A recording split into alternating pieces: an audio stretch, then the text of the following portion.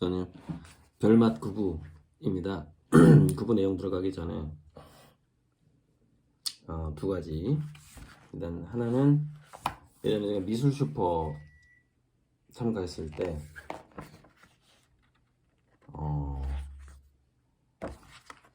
거기 관계자 중에 한 분이 이 연합뉴스에서 만드는 잡지일 겁니다. 그래서 연합뉴스에서 발행하는 잡지인데 마이다스의 미술 화가를 소개하는 분이 있었어요. 그래서 그분이 이제 저를 한번 여기 소개하겠다 해서 제 그림이 여기 나왔는데, 지구혁명을 향한 도전. 그러니까 요즘에 이렇게 지구혁명을 향한 도전 뭐 이런 책들이 나오잖아요. 환경 문제 때문에.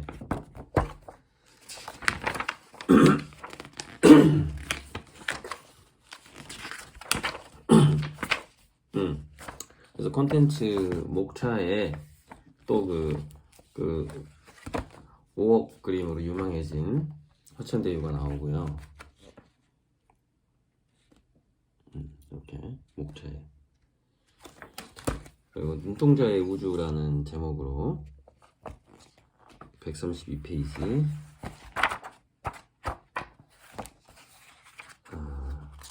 신문에 이렇게 눈동자와 우주 해가지고, 눈동자와 우주 해서 짤막하게 그 평행우주, 양자물리학 평행우주, 그 다음에 가슴 떨리는 별과 영혼을 그린 것, 간단하게 이제 작품 설명을 했고요.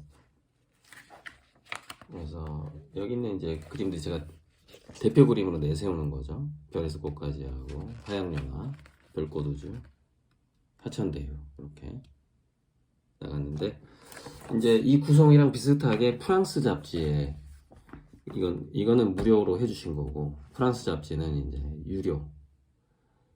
그래서 프랑스어로 된 잡지가 아마 1월 달에 나갈 거고, 아마 다음 달에는 제가 소개할 수 있지 않을까 싶어요. 그때 그 잡지 나오면 또 얼마나 번역을 잘했는지, 또 자기 딸을 프랑스에 유학을 보내고 자기도 프랑스에 갔다 온 그 철학과 친구가 있는데 번역 정말 잘한 거냐 또 이제 물어봐야죠. 그래서 다음 달에 이제 소개를 한번 할 거고, 그래서 이 잡지는 기념으로 제 그림이 나오는데 두 군데를 이렇게 표시를 해서 기념으로 어딘가에 보관하도록 하겠습니다. 그리고 이제 또 하나는, 지금 제가 앞으로 한 1년이나 2년 정도의 그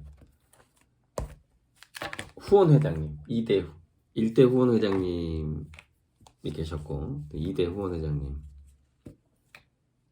1대 후원 회장님이 이제 탄생을 한 게 2015년이에요. 정말 오래됐죠? 오래됐죠. 2015년, 16년쯤인데, 그때 그분이 저한테 재료비 하라고 마련해준, 전부 모았을 때, 그때 여러 명이서, 한 10명이서 모여서 전부 모았을 때, 저에게 그때 제가 쓸 수 있는 돈은 1년에 200-300 정도였어요. 그때 그 돈도 너무너무 아쉬운 그런 상황이어서, 1년에 200-300이니까 잠깐만, 10만원, 그치? 1년에 200-300이 아니구나. 1년에 7-80만원 정도밖에 안 됐었구나. 1년에 5-60만원. 그러니까 아니다, 한 달에 7-80이었고, 그러면은 1년에 7-800이 기대가 되는 거였는데, 1년에 기대가 되는데, 그 후원회에서 거의 한 60-70%가 후원을 중단해 버렸어요. 중간에 그 10만원 내는 걸 중단해 버린 거예요. 그래서 굉장히 그때 제가 힘들었는데, 왜냐면 저는 그분들을 믿고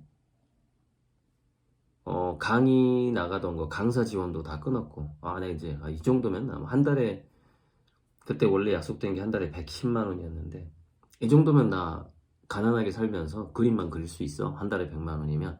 그러면서 그 옥상에서 그렸던 거 아닙니까? 그 마동 주택 옥상에서 거기서 별꽃 바다가 탄생하고 그랬죠. 근데 그 중에서 점점 돈이 줄더니 마지막에는 한 달에 3, 40만 원밖에 안 들어오는 거예요. 원래 110만 원씩 들어오고 있던 돈이. 그러니까 저는 진퇴양난에 빠진 거죠. 강사 등록도 안 했는데 후원금이 줄어들어 버린 거죠. 상당히 고생했어요. 말도 못하고. 일대 후원회장님은 그걸 몰랐대요. 자기는 계속 냈기 때문에 처음에 내기로 약속한 그 10여 분도 다 내는 줄 알았다는 거야. 근데 그걸 어떻게 말을 합니까? 후원금인데 회장님 후원금이 갑자기 안 들어와요, 이런 말을 저는 잘 못하는 스타일이거든요. 어차피 조금 들어와도 땡큐, 선물이니까 감사합니다, 이렇게 제가 해결해 나갔지. 그래서 그때 50만 원이면은 어쨌건 제가 최초의 그 후원이 결성되고 3년간 저에게 들어왔던 돈이 1000만 원 전후? 1500이 안 넘어가요. 3년간. 그런데도 그게 저한테는 엄청나게 큰 도움이었고, 일단 심리적인 지원이었고, 그래서 그 일대 회장님의 역할을 저는 충분히 했다고 생각을 해요. 그래서 보상을 아마 지금까지 3배에서 5배 이상의 그 들어왔던 돈보다 더 많은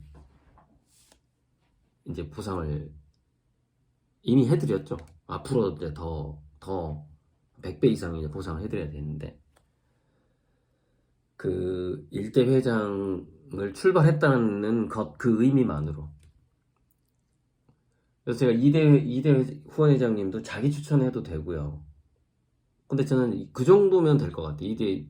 일대 회장님은 그 정도의 규모였는데 뒤에 난 0만 더 붙어도 생각해요. 무슨 얘기냐면 앞으로 저에게 재료비를 1억에서 딱 10배예요. 1억에서 한 1억 5천 정도를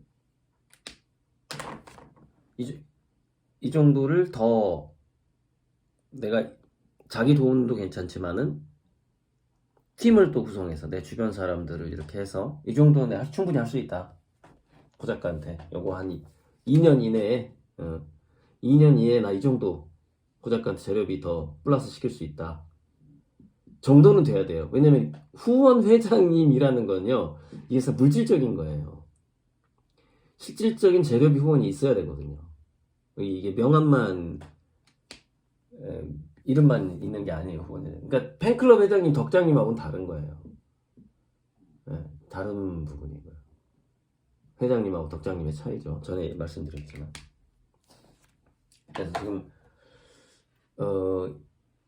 이게 그 1대 회장님한테 말씀을 드렸고, 지금 2대 회장님으로 체제로 좀 넘어가야 하는 때다. 2024년이 너무 중요하고, 그래서 충분히 이제 말씀을 드렸고 만나서, 그래서 이제 한번 지원해 주셔도 되고, 뭐 이제 저는 이제 이 회장님, 덕장님 체제에서 이 연금 제도를 운영할 겁니다. 평생연금. 근데 이 평생연금이라는 거는 결과적으로는 모든 분에게 갈 건데, 이게 아미구 기본소득으로 갈 거예요. 확장을 할 거예요. 아미구 기본소득으로 갈 건데, 그 전 단계에서 회장님, 덕장님 하셨던 분들에 대한 평생연금을 먼저 시작을 하고, 그 다음에 제가 또 100배 성장을 하면서 이렇게 가는 거죠. 그래서 제가 초창기 했던 약속들은 거의 90% 이상 지킬 겁니다.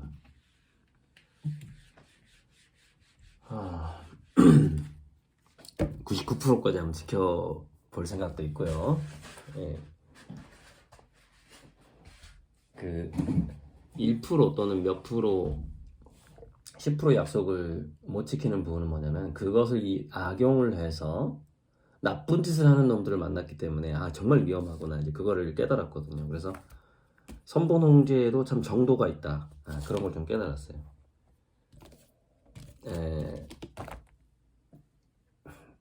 그래서 저번에 이제 놓쳤던 게 그래서 그 소나리가 참 나에게 깨달음을 준 게 참 많은데 이렇게 선의를 악용하는 놈도 있구나.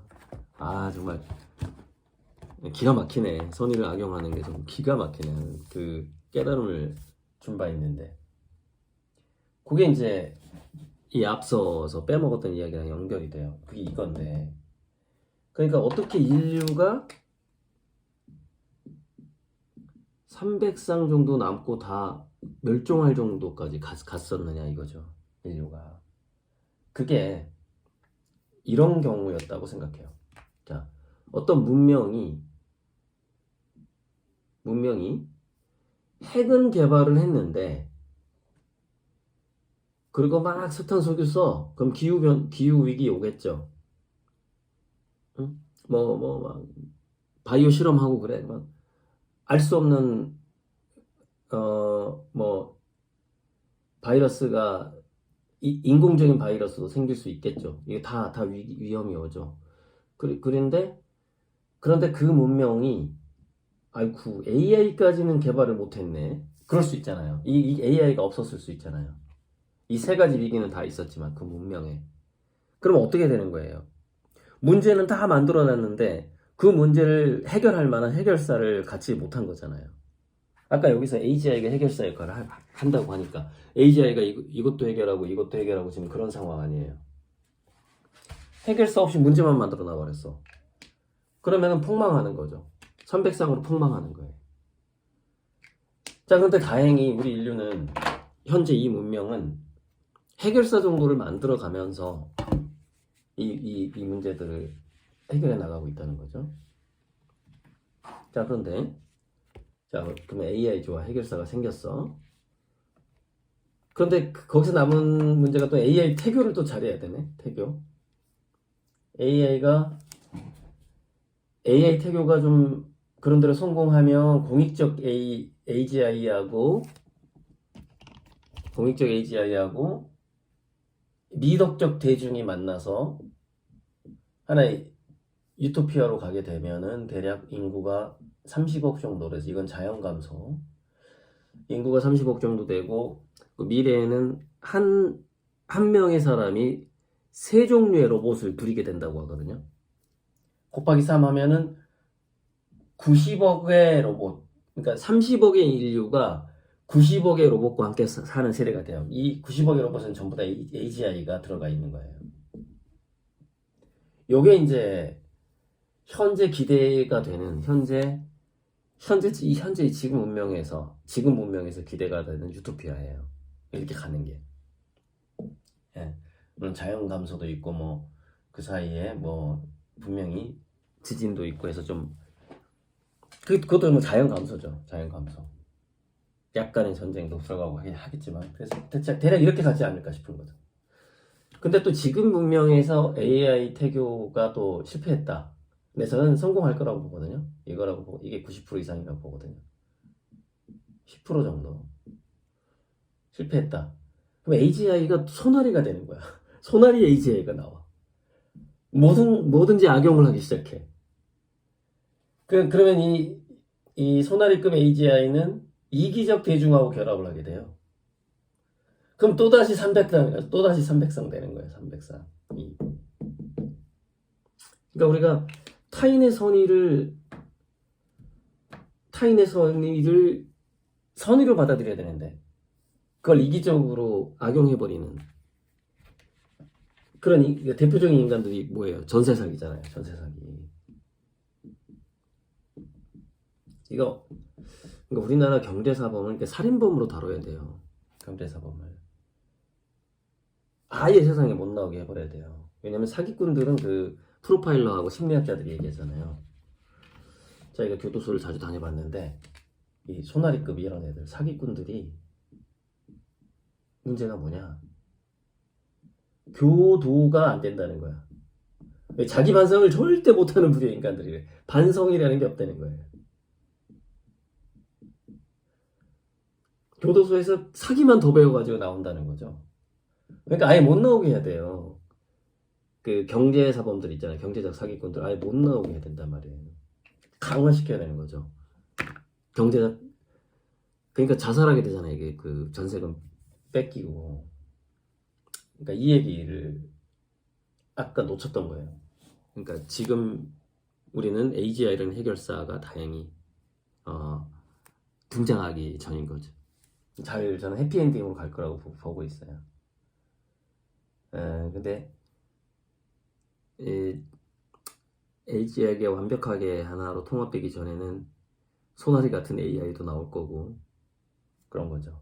교묘하게 기업들의 이윤을 위해서 움직이는 AI 정도는 아마 살짝 등장하겠지만 저는 그것이 5년 정도 안에 다 해결될 거라고 봐요. 앞으로 5년. 그러니까 2030년 내에 이 지구는 공익적 AGI로 통일된다고 봅니다. 2030년 내에. 그리고 2040년 이내에 이 지구의 인류들은 미덕적 대중이 된다고 봐요. 그 사이에 왜냐면 공익적 AGI가 나와야만이 이 이기적 대중이 미덕적 대중으로 스스로를 변모시켜요. 안 그러면 살아남을 수가 없으니까. 다 들키니까. 이게 다 들키니까. 변모가 돼야 되는 거죠. 정리될 놈들은 좀 정리 좀 시키고 이렇게 소나리 같은 놈들 사기꾼들 좀 다 좀 격리 좀 시켰으면 좋겠어. 격리시키고 우리가 공익적 AGI와 미덕적 대중으로 30억의 인구가 90억의 로봇과 함께 사는 그렇게 가기를 바라요. 바라고 자 그래서 후부 필드의 이제 후반부는 그렇게 많은 내용이 없고요. 또 너무 초능력자들이 너무 많이 나와가지고 좀 얘기하기가 좀 뭐해요.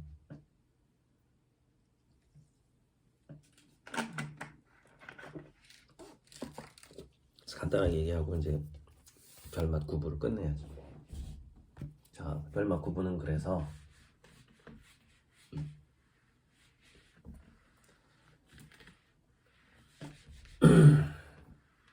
CIA ESP 실험이니까 이게 나올 법한데라고 소련권의 4차원 과학 얘기를 했더니 결국 나오는 거예요. 그러니까 이 책 내용을 제가 좀 미리 예측을 했다라고 볼 수가 있죠. 결국 나오더라고요.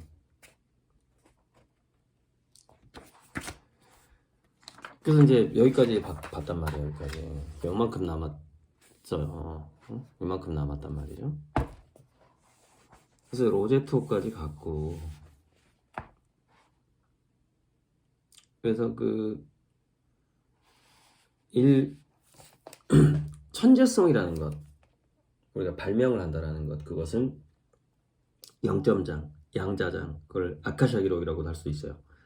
그 아카시아 기록에 있는 정보와의 연결성이 천재성이다. 이건 제가 이제 강의에서 많이 얘기를 했어요. 그런데 여기 보면은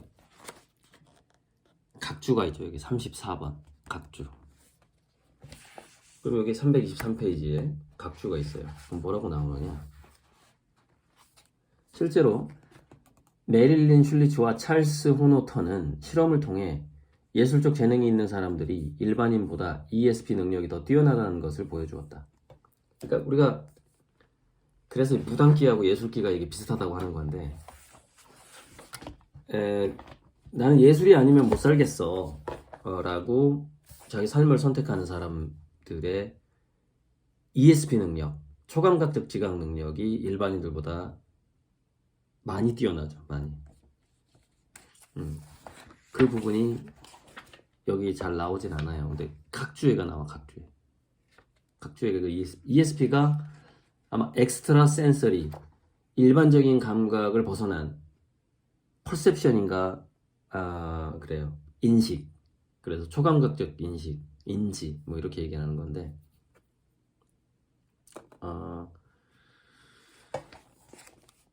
제가 1993년에 읽었던 식물의 정신세계라는 책에 거짓말 탐지기로 식물을 연구하는 백스터라는 사람이 나와요. 클리브 백스터.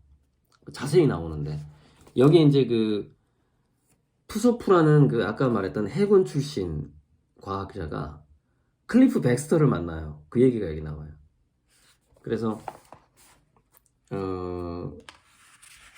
식물의 정신세계에 정말 자세히 그 백스터가 식물들과 어떤 연구를 했는지, 식물들이 그 감각적인 능력, 그 다음에 식물들이 사람을 알아보고, 또 식물들하고 궁합이 잘 맞는 사람이 있고, 그린썸이라고 그러죠. 궁합이 잘 맞는 사람이 있고 안 맞는 사람이 있고, 그린썸 녹색 엄지손가락이라고 하면 그게 맞을 거예요. 식물하고 궁합이 아주 잘 맞는 사람들이에요. 그러니까 어떤 사람한테 식물이 가면 절대 안 죽어, 어떤 사람이 가면 죽어, 뭐 이런 걸 말하는 거예요. 쭉 나오는데, 이제 그래서 이제 어찌됐건 이렇게 푸소프라는 과학자가 한 화가를 데려와요. 수완이라고. 그리고 또 다른 사람을 데려오는데, 어떤 연구를 하게 되냐면 원격 투시 연구를 하게 됩니다. 원격 투시. 소련권의 4차원 과학을 보면 원격 투시를 그때 러시아에서 많이 한다라는 정보를 입수를 한 거죠. 그래서 CIA 얘기 딱 나오는 거예요. 여기에 나오는 거예요. 이 푸소프가 이제 이 원격 투시하는 화가 한 명에 대한 논문을 써요. 논문을 써서 발표를 했는데, 그거를 CIA가 본 거예요. 그래서 이 사람이다. 우리도 지금 소련에서 엄청난 돈을 들여서 초감각 지각을 연구하고 있는데,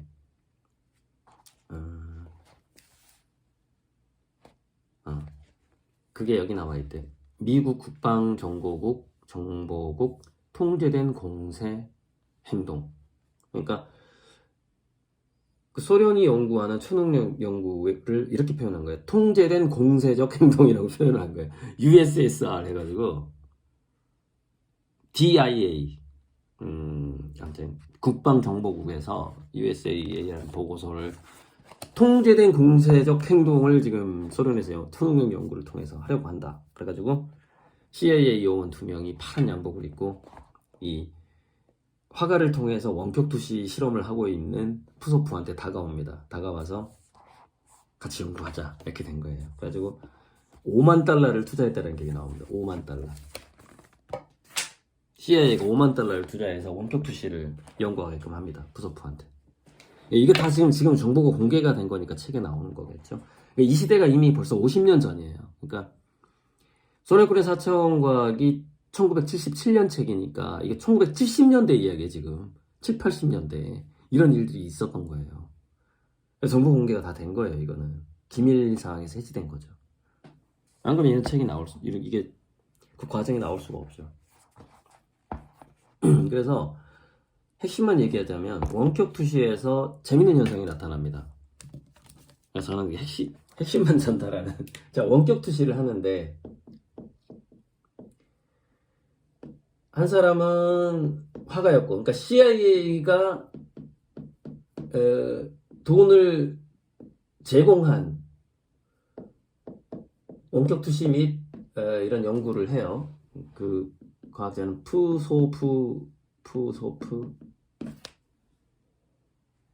푸소프라는 과학자예요. 근데 푸소프가 이 화가 말고 또 뛰어난 투시자를 한 명 발견합니다. 그 사람 화가 출신이 아닌데 더 뛰어난 사람이 나타나요. 프라이스라고. 이 화가는 수완이었고, 프라이스의 원래 직업은 글쎄요 뭐였을까요? 잠깐만.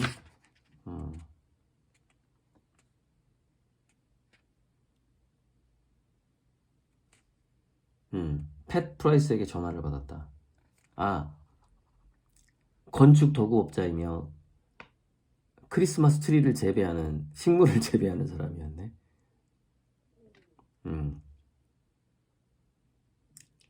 스스로 자기가 초능력자라는 것을 알고 있는 프라이스라는 사람이 어떻게 알았는지 푸소프한테 전화를 해서 자기가 이 실험에 들어오게 되는데, 이 프라이스라는 사람은 경찰서장도 했었는데, 로스앤젤레스 교회에서 경찰서장을 한 적이 있는데, 경찰 출신이네. 경찰 출신 초능력자가 온 거예요. 그러니까 CIA에서 얼마나 좋아했겠어요. 해군 출신 과학자의 경찰 출신 초능력자. 딱이잖아요. 거의 공무원 초능력자잖아요. 그래가지고 이제 이 5만 달러도 좀 돈도 주고 해서 이제 초능력을 연구를 하는데, 그래서 이 경찰서장을 하던 이 프라이스는 범죄인들을 잡을 때 투시 능력으로 범죄인들을 잡았다는 거예요. 그러니까 어떤 범죄인의 그 이력서나 사진을 딱 보고 딱 눈을 감고 딱 하면은 어떤 뭐 술집이 떠오른대요. 그러면 경찰을 거기 파견을 한대. 그래서 그럼 꼭 가면 거기가 그 범죄인이 있어. 그럼 거기서 체포를 하는 거예요. 아, 마음속으로 얘가 어디 있을까를 이렇게 상상을 했다는 거예요. 상상을 하면 그 특정 장소가 딱 결정이 된대. 그럼 바로 경찰차를 그쪽으로 보낸다는 거예요. 그렇게 해서 항상, 거의 항상 자신이 떠올린 장소에서 범인이 체포되었다.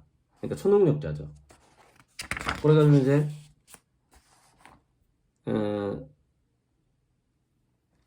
그 러시아의 시설을 처음에는 이게 CIA에서 얘가 진짜 초능력자인지 아니면 이 과학자랑 짜고 우리 돈을 받아내려고 지원금을 받아내려고 초능력자인 척 하는지를 알아야 될 거 아니에요. 그러니까 CIA 내부자를 실험에 참가시킵니다. 왜? 검증을 해야 되니까. 그리고 또 초능력을 전혀 믿지 않는 사람 두 사람한테 검증을 하게 해요. 그 기록을. 아, 세상에 초능력이 어딨어? 이런 사람 연구자를 2명을 또 그 보고서를 검증을 하게 합니다. 그렇게 세금을 쓸 때는 그렇게 해야 되겠죠. 철저하게 검증을 합니다. 근데 연구를 한참 하다가 이 프라이스가 죽어요.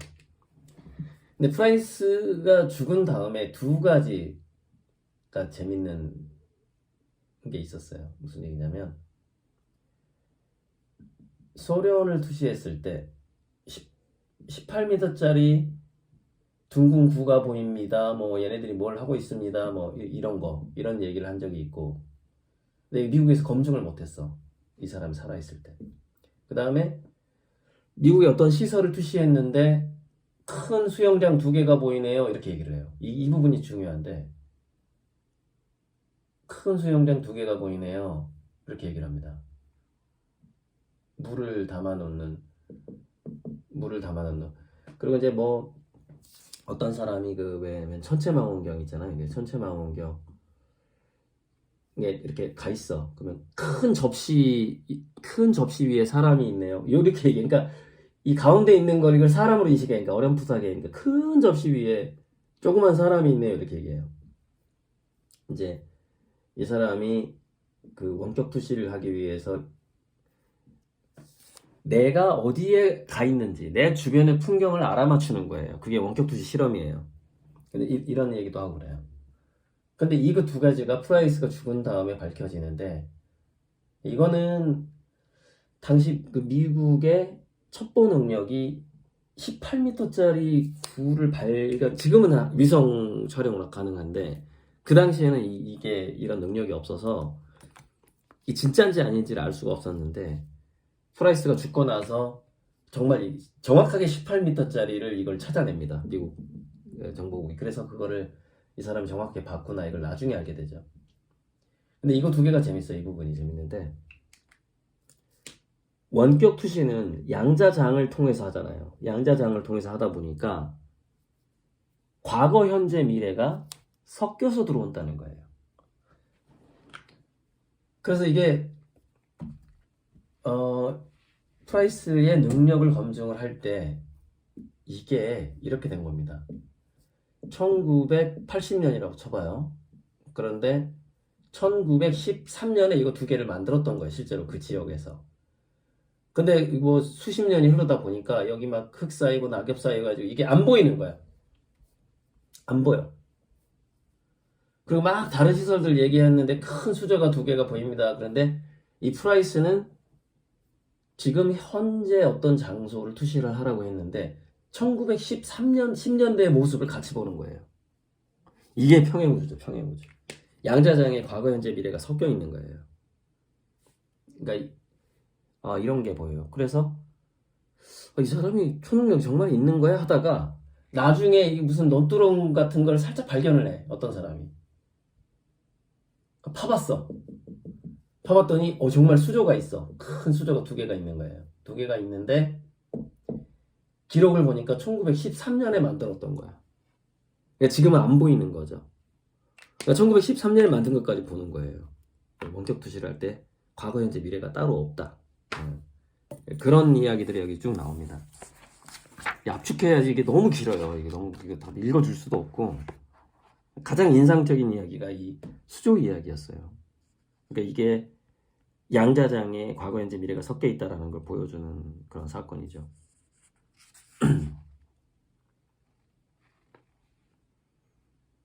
그리고 또 이제 이런 거 예전에 제가 얘기한 적이 있는데, 사실 거의 모든 인간이 미래를 느끼는 육감을 가지고 있어요. 육감을 가지고 있는데, 자, 여기까지 얘기합시다. 여기까지, 그러니까 여기까지 이 사람들 얘기 여기까지 하고, 스탠퍼드 이걸로 이제 검증을 하고, 스탠퍼드 연구소가 그래서 원격 투시를 23년 연구를 합니다. 23년 동안. 여기 보면 23년 동안 연구했다 이렇게 나오잖아요. 그리고 심지어 1978년에는 미 육군이 독자적으로 초능력 정보 부대를 창설했다. 그릴 프레임이라는 이름으로. 그릴 프레임이라는 암호명으로 미군이 초능력 부대를 창설했다 이렇게 나오잖아요. 그러니까 정말 그 당시에 소련하고 미국 사이에 그 초능력 전쟁이 한 번 있었어요. 마치 지금 양자 컴퓨터, 미국하고 중국이 양자 컴퓨터 전쟁을 하듯이 그 당시에는 1970년, 80년대에는 초능력 전쟁이 있었습니다. 미국하고 러시아 간에.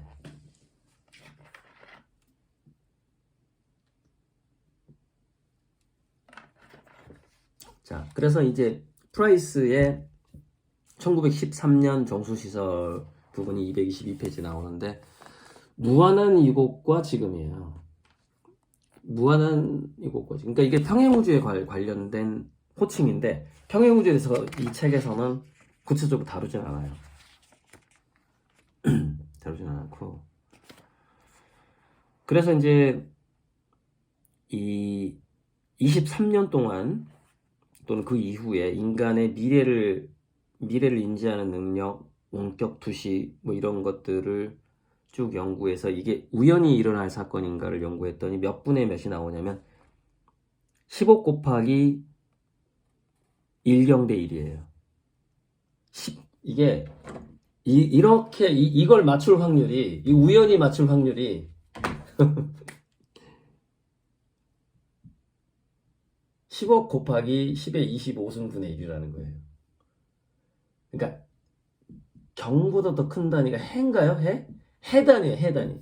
있을 수가 없는 일이에요. 이렇게 맞추. 확실하게 초능력인 거죠.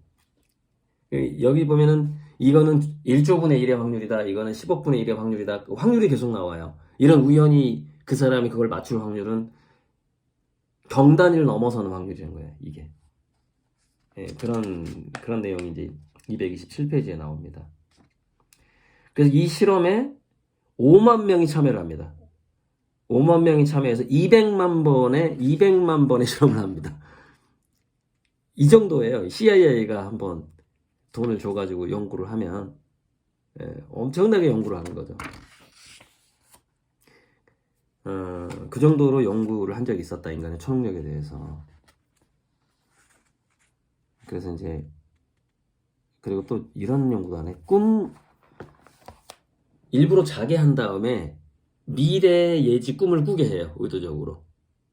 미래 예지 이 꿈을 꾸게 해요. 그런 다음에 적중률을 계산해 봤더니 그 꿈을 통해서 미래를 예지하는 거 379회를 시도했는데 적중률이 83.5%였다. 꿈에서 미래를 예지하는 적중률이 83.5%. 83.5%가 어느 정도 되냐면요. 노스트라다무스가 예언이 보다 더 높아요. 노스트라다무스 예언 적중률이 한 75에서 한 80 사이? 훨씬 높아요. 물론 노스트라다무스도 그 해석을 잘해야 되는데 어떻게 보면 뭐 한 60점대일 수도 있어요. 노스트라다무스는. 자, 또 하나 실험. 카드 실험이 있는데 우리가 이제 포카 이렇게 할 때 이 카드를 손으로 딱 잡으면 이게 그 굉장한 도박사들 이 능력이 있거든요. 잡으면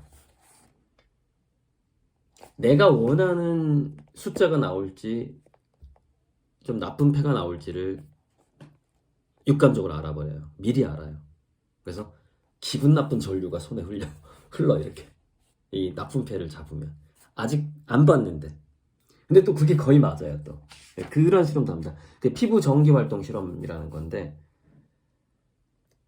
카드를 까기도 전에 이 손이 먼저 그걸 알아요. 몸이 이게 좋은 펜지 나쁜 펜지를 그런 실험도 있어요. 그래서 신경계가 그 카드의 종류에 따라서 감정적인 반응을 보입니다.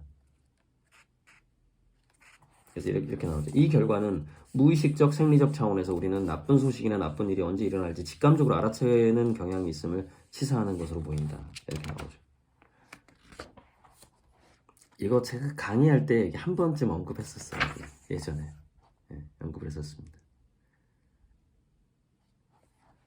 그래서 그거에 대해서 어떻게 미래를 먼저 알지? 그러니까 미래에서 미래에 있을 어떤 파동이 현재로 전달된다는 거예요. 거기에 대한 이론이 물리학적인 이론이 236페이지에 나오는데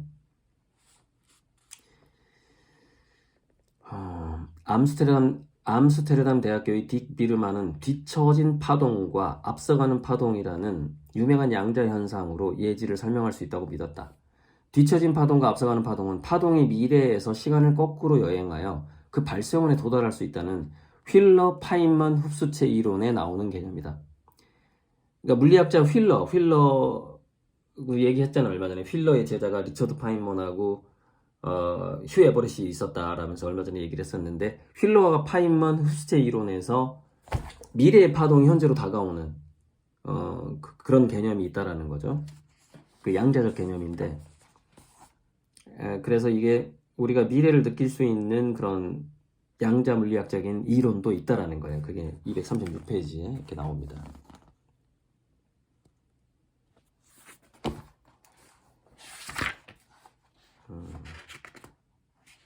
그래서 이것들은 모두 어떤 시간이나 질서가 그러한 질서들이 집합으로는 완전히 이해할 수 없는 다차원적 실체에 의존하고 있다. 그러니까 평형주를 얘기하는 거예요. 자, 만약 의식이 양자 진동수 차원에서 작용한다면 의식은 자연히 시간과 공간 밖에 머물 것이다. 이것은 이론상 우리가 과거와 미래의 정보에 접근할 수 있음을 뜻한다. 자, 치유의 장. 정신신경면역학. 제가 정말 강의에서 많이 얘기했던 정신신경면역학 PNEI 나오잖아요. 신기정열 현상. 이거는 원격 치유라던가 이 힐러, 기치료사 얘기가 나와요. 치유사.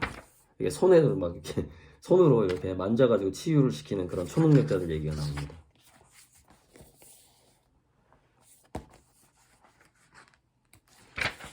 그래서 그런 어떤 심령치료사라고 얘기하는데 심령치료사가 이 사람한테 안 하고 이제 동물한테 하는데 동물의 암을 치료하는 거예요. 이렇게 만져가지고 손만 뻗어가지고 만져서 치료하고 이런 실험들. 그 다음에 우울증 환자가 잠시 이렇게 들고 있었던 물을 식물한테 주면 식물이 이게 힘들어해.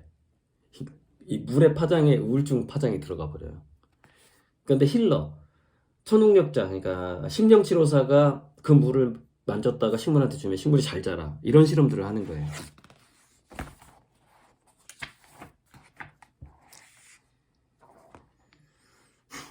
근데 이게 이런 실험들을 뭐 무슨 지하 골방에서 하는 게 아니라 뭐 이런 거예요. 세인트 조지프 대학교의 생물학자 캐럴 넷이 대학교의 학자들이 이런 실험을 합니다. 이런 실험을 아까 그 스탠퍼드 대학에서 초능력 실험을 했듯이 그런 거죠.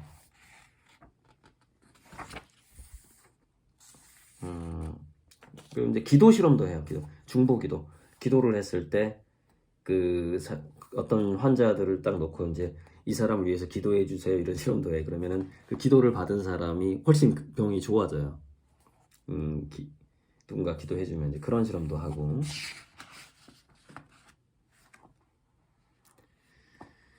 그래서 이 치유사들은 전반적으로 그 치유의 능력이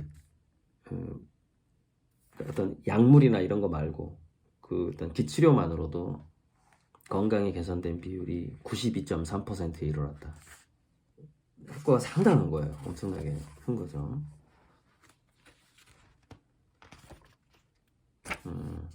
그리고 그 이제 치유사들이 도대체 뭐가 손에서 나와서 치유를 하는 거야? 그러면서 구리차벽을 만들어서 이 한 연구자가 주변에 그 전자파를 다 차단한 다음에 그 안에 환자와 치유사를 집어넣은 다음에 치유를 하게 만들어서 그걸 측정을 했더니 60V 이상의 서지가 나타났다.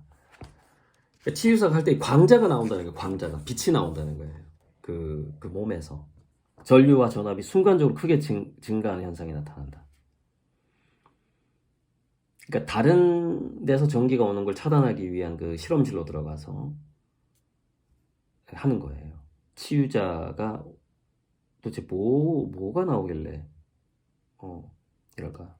그래서 중국 기공치료사의 몸에서 뿜어져 나온다는 치유 에너지, 그 기의 성질을 연구했더니 치유 행위를 하는 동안에 광자가 방출되고 전자기장이 발생한다는 증거가 나왔다. 이렇게 갑작스러운 에너지 상승은 치유자의 결맞음 정도가 매우 높다는 사실을 뒷받침하는 물리적 증거일지도 모른다.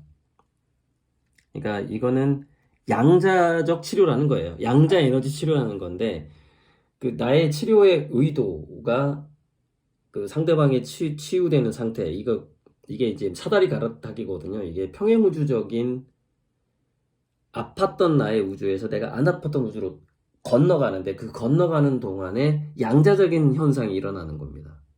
근데 그게 그 전자기장이 실제로 발생을 하는데 그 전자기장 양자 도약 현상인 거죠. 평행우주로 옮기는데요. 그 정도 에너지가 필요한 겁니다.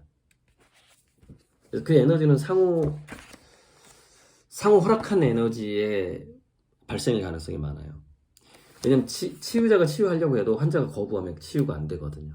상호 약간 그래서 결맞음이라고 얘기하는 거예요. 상호 결맞음 상태에서 일어나는 양자적 현상인데 그게 측정기에는 광자와 전자기로 나타나는 거죠.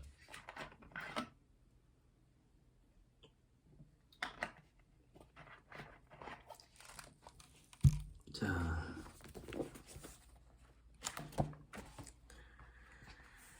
그래서 이 실험을 했던 사람은 이건 대학 실험실은 아닌 것 같은데 잠깐만 MAHI라는 실험인데 엘머 그린이라는 연구자가 이 실험을 했는데 이런 실험 시설을 갖추는 것만 해도 돈이 엄청나게 들어갑니다. 네. 그리고 또 하나 이제 영매에 대한 실험도 나옵니다. 이거 굉장히 중요합니다. 이거 우리 아미고님들 장수에 관한 연구에서 오래 사는 사람들, 건강하게 오래 사는 사람들 중에는 더 높은 영적 존재를 믿는 사람뿐만 아니라 공동체에 대한 소속감이 강한 사람들이 많은 것으로 드러났다. 우리가 그러니까 이 몸의 건강을 유지하고 하는 데에서 여기서는 이게 두 가지를 얘기하는 거죠. 신뢰지수, 유대관계, 로제토 마을의 그 연구 결과. 또 하나가 상위 차원을 믿는 거예요. 영적인 수호천사를 믿는 마음, 더 높은 영적 존재를 믿는 마음. 그 믿는 마음이 있었을 때 우리의 몸 자체가 평행우주를 건너뛰는 힘이 강해지는 거예요. 그래서 그거는 뭐 우리 몸의 회복력이라던가 이런 것들에 영향을 주게 되는 것이죠. 그리고 그거는 지금까지 쭉 말해왔던 이끌림의 법칙, 나의 현실을 바꾸는 것. 그러니까 몸이 치유되는 것도 현실을 바꾸는 거고요. 내 경제 사정이 좋아진다. 이것도 현실을 바꾸는 거예요. 그것도 평행우주 사다리 갈아타기거든요. 같은 원리예요. 같은 원리. 그 힐링의 원리와 어떤 경제적인 해방 뭐 이런 것도 같은 원리인데, 노인과 아비투스를 제가 계속 저번에 얘기했는데,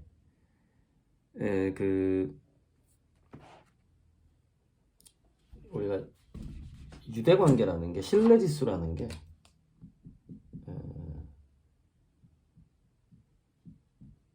신뢰지수가 아비투스와 관계가 되는 것이고, 이렇게 든든한 후원자들이 있는데, 이렇게 아미고들이 있는데, 나 어찌 가난할 소냐 이거죠. 아비투스가 상당히 올라가는 거예요. 그 후원자들, 내가 힘들 때 도와줄 사람이 있다라는 그 믿음, 그게 아비투스가 상당히 올라가는 거죠. 노잉이라는 거는 이제 미래에 대한 확신과 신념 같은 건데, 이것은 노잉은 어디서 와요? 수호천사.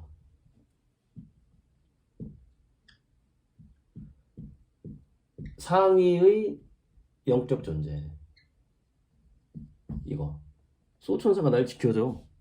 잘 될 거야. 이 노잉이죠, 노잉. 그러니까 노잉과 아비투스가 또 다른 말로 하면 신뢰지수와 영적 감각이죠. 그렇게 되는 겁니다. 그렇게. 그 얘기가 262페이지에 나오고 있는 것이고요. 그 다음에 이제 영매 실험도 나와요. 너 진짜 영매야? 너 진짜 무당이야? 이게 나오는데, 낯선 사람에 대한 정보를 알아맞추게 하는 거예요. 근데 일반인들이 알아맞추는 게 36%고, 영매 실험에서 낯선 사람의 정보를 알아맞추는. 그러니까 보통 우리가 일반인도 40%는 때려 맞춘다 이거예요. 어떤 사람을 만났을 때 그 사람의 40% 정도는 알 수가 있는 거예요, 일반인들도. 근데 평균 영매가 몇 점이 나오냐면 83%가 나와요. 84%를 알아맞혀요. 뛰어난 영매가 몇 프로를 맞추냐면 93%까지 나왔대. 그러니까 여러 가지 정보를 주는 거예요. 그 사람이 질문이 그 사람의 어머니가 돌아가셨는데 무슨 병으로 돌아가셨냐, 그 사람의 휴대폰 케이스의 색깔이 뭐냐, 이런 식의 무수한 질문을 줘서 그 점수를 매기는 거예요. 점수를 매겼을 때 뛰어난 영매는 93%를, 낯선 사람의 그 주변을 다 봐버리는 거죠. 그 주변이 보이지 않는다면 이거 맞출 수가 없거든요. 93%를. 그래서 이제 철저하게 통제 실험을 해요. 이런 실험을 할 때 원래 그 서양의 과학이라는 것이 그 이중 맹검법도 쓰고요. 그 의학할 때는 플라시보 효과를 없애기 위해서 내가 약을 먹은지도 모르게 약을 먹여가지고 그 신체의 변화를 측정하는 걸 이중 맹검법이라고 하는 거고, 심지어는 이 실험자가 이게 실험인 줄도 모르게 실험을 해요. 왜냐면 이게 실험이라는 그 생각 자체가 영향을 주기 때문에. 그 정도로 철저하게 연구를 합니다. 그 어떤 심리적인 영향이 거기에 들어가지 않도록. 그래서 그런 철저한 통제 하에서 영매들과 일반인들의 그 상대방의 정보를 읽어내는 능력을 실험했더니 이렇게 나와. 일반인이 40% 대단히 뛰어난 거고, 일반인들의 평균이 36%였다는 얘기는 대략 30%는 어지간히 바보가 아니면 상대방의 30%는 간파할 수 있다라는 얘기가 되는 거죠. 그리고 상당히 잘 보는 사람은 90%까지 이게 알 수 있다, 이렇게 볼 수가 있는 거죠. 그게 이제 영능력의 차이죠. 자, 거의 끝나갑니다. 그래서 이제 이런 모든 것들이 왜 발생하냐? 필드,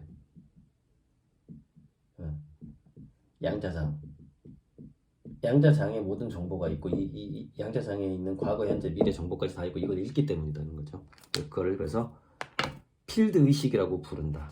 필드 의식. 의식이 있는 장이죠. 이 우주는. 이 우주 자체가 그래서 신의 의식이라고 그래요. 이 우주 전체가 그냥 신의 마음이다, 이렇게 표현하기도 하죠.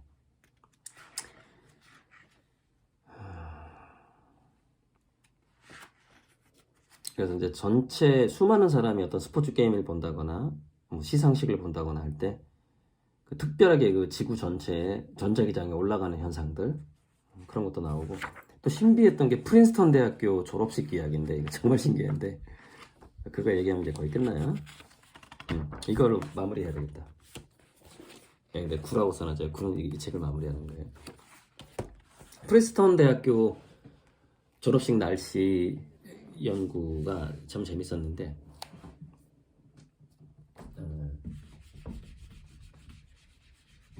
프린스턴 대학교에는 그 자기들만의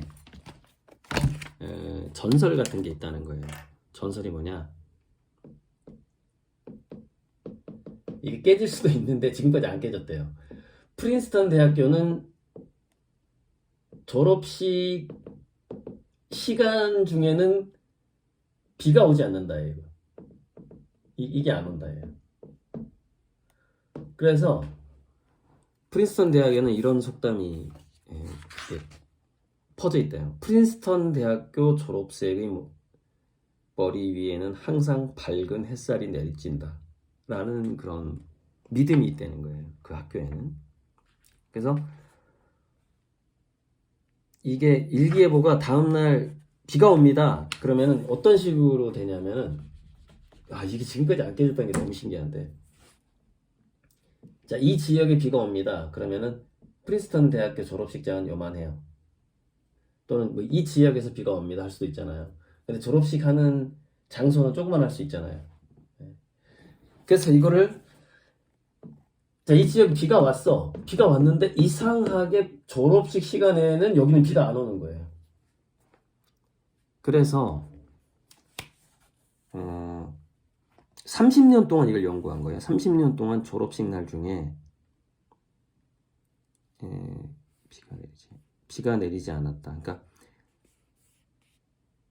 여기는 이 지역은 72%가 비가 내리지 않았고 주변 지역은 67%만 비가 내리지 않았다. 67%가 비가 내리지 않았다. 5% 차이네요. 그 초능력 심리 실험에서 우연 효과 실험에서 주사위 동전 앞뒤면 실험에서 앞에 나오죠. 4%의 차이가 날 확률이 조분의 1이라고요. 조분의 1. 그러니까 프린스턴 대학교는 이게 거의 몇십 조분의 또는 경분의 1의 확률인 거예요. 지금까지 그러니까 뭐냐면 30년 동안 졸업식을 하는 동안 비가 한 번도 내리지 않았다라는 것은 거의 10조분의 1의 확률인 거예요. 5%가 차이가 났다라는 거예요. 요 주변만 비가 안 내릴 확률이 그러니까 이 프린스턴 대학교 졸업장 말고 바깥에 가면 5%가 더 높아요. 강수 확률이. 5% 차이가 난다. 이런 뜻이에요. 지금 이게 이 연구가. 그래서 평균보다 이 지역에 따라 비 올 확률이 지금 달라진다라는 얘기거든요. 그래서 한 번은 폭우가 온 적이 있었대. 프린스턴 때 졸업식 날. 그때 65mm가 비가 왔대요. 졸업식 날. 그런데 기묘하게도 졸업식이 끝날 때까지는 비가 내리지 않았다. 졸업식 끝나자마자 비가 막 여기 왔다는 거예요. 이런 식으로. 그러니까 뭐 여기서 이렇게 비가 오기 시작해가지고 뭐 졸업식을 일찍 끝낼 수도 있겠죠. 그러니까 야 우리 비 맞으면 안 되니까 오늘은 총장한테 얘기해서 졸업식을 1시간 동안 하지 말고 30분에 끝내. 뭐 이렇게 우리는 이 전설을 지켜야 돼. 그랬을 수도 있어요. 네, 그랬을 수도 있는데 어쨌건 이게 30년 동안 지켜지고 있다는 겁니다. 그래서 인간들의 그 의지가 과연 날씨에도 영향을 줄 수가 있는가? 근데 이제 그 연구 중에 이제 이 얘기가 나와요. 그래서 우리가 집단적인 스트레스, 집단적인 기도, 집단적인 그 마음 이런 것들이 어느 정도 영향을 준다라는 거죠. 이런 기상 현상에도 영향을 준다라는 것이 이제 이 책의 그것이 그것이 이 우주가 필드이기 때문에 신의 마음이기 때문에 그런 현상이 일어난다라는 것이죠. 그래서 맨 뒤에 이게 좀 되게 재밌었어요. 아주 작은 측정에 불과하다. 초월명상 조직은 20년 동안 수십 차례 연구를 통해 집단 명상이 그 주변의 폭력성을 낮추고 하는 그런 연구도 있고요. 그러니까 뭐 우리 마음이 이 우주 자체가 신의 마음인데, 그리고 신의 마음을 이어받은 인간의 마음과 마음이 서로 영향을 주지 않는다는 것 자체가 더 이상한 것이고, 그러니까 이 세상의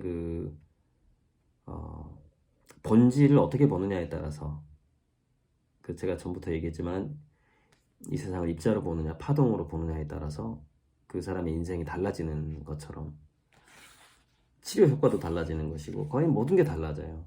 그래서 이 우주를 필드로 보고 양자장으로 보고 그거 자체가 신의 마음으로 보는 그런 게 필요하고, 그렇게 본다라면 우리 인간은 저절로 그 양심이라는 것을 속일 수가 없게 되는 것이죠.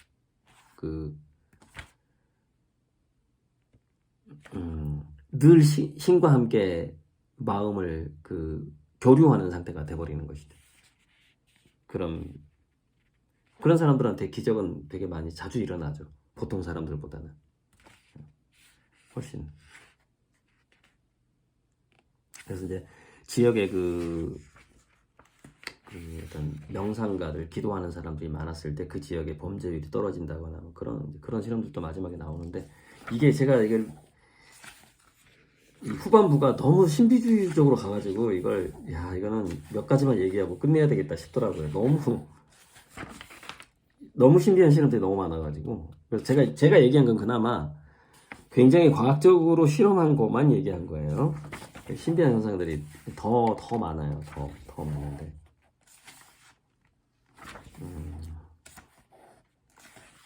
자, 어떻게 끝냈는가? 벌써 잘 끝났어요.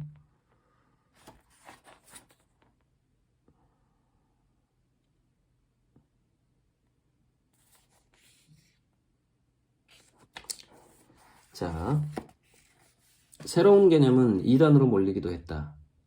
하지만 이들이 얻은 증거는 세상을 완전히 뒤바꿔 놓을지도 모른다. 개선할 부분이 많고 다른 길도 많다. 많은 길은 멀리 빙 돌아가는 길이거나 막다른 길로 드러날지도 모른다. 하지만 최초의 시험적인 탐구들이 이미 시작되었다. 모든 과학이 처음에 그랬듯 이것은 새로운 과학을 향해 내디딘 첫 걸음이다. 이제야 우리가 양자역학 시대를 맞이해서 1970년대, 80년대부터 이 신비한 현상들이 과학적인 실험으로 들어오기 시작을 했고, 그것도 군비 경쟁에 의해서 더 깊숙하게 이런 실험들이 이루어졌는데 이제 시작이라는 것이죠. 그래서 이제 기적의 시대가 왔다 뭐 이런 건데, 기적이 그래서 감사의 말도 이 저자가 쓴 거겠죠. 그래서 감사의 말이라는 거는, 그러니까 자기가 굉장히 많은 과학자들하고 이렇게 교류를 하면서 이 책을 썼다 하면서, 과학자의 이름이 얼추 한 100명 정도가 지금 등장을 합니다. 그리고 그래서 참 양자 물리학 이후에 좀 과학자들이, 신비주의자들이 많아지고 신을 믿는 비율이 점점 많아지고 좀 그렇게 되고 있는 그런 통계도 있고 그러죠. 어떻게 마무리를 지을지 지금 저도 잘 10부가 남아있으니까 별맛 10부를 기대하면서 이제 거의 1시간을 찍었는데, 일단 이 정도 약간 여운을 남기면서 9부를 마무리하도록 하겠습니다.